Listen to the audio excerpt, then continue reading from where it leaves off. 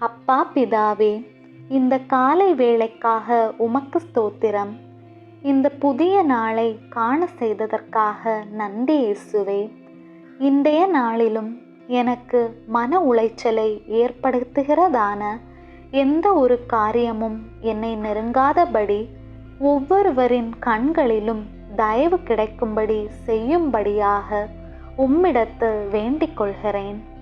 நாள் முழுவதும் என்னோடு கூட இருந்து என்னை தேற்றி வழி நடத்தும்.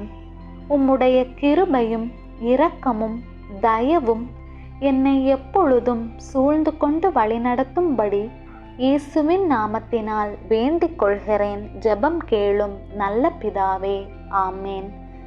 என் ஆத்துமாவே ஆண்டவரை ஸ்தோத்தரி, என் முழு உளமே அவருடைய பரிசுத்த நாமத்தை ஸ்தோத்தரி. என் ஆத்துமாவே ஆண்டவரை ஸ்தோத்தரி, அவர் செய்த சகல உபகாரங்களையும் மறவாதே, என்றென்றும் மறவாதே. விண்ணுலகில் இருக்கிற எங்கள் தந்தையே, உமது பெயர் தூயதென போற்ற பெறுக. உமது ஆட்சி வருக. உமது திருவுளம் விண்ணுலகில் நிறைவேறுவது போல மண்ணுலகிலும் நிறைவேறுக. எங்கள் அன்றாட உணவை இன்று எங்களுக்கு தாரும். எங்களுக்கு எதிராக குற்றம் செய்வோரை நாங்கள் மன்னிப்பது போல எங்கள் குற்றங்களை மன்னியும். எங்களை சோதனைக்கு உட்படுத்தாதேயும், தீமையிலிருந்து எங்களை விடுவித்தருளும்.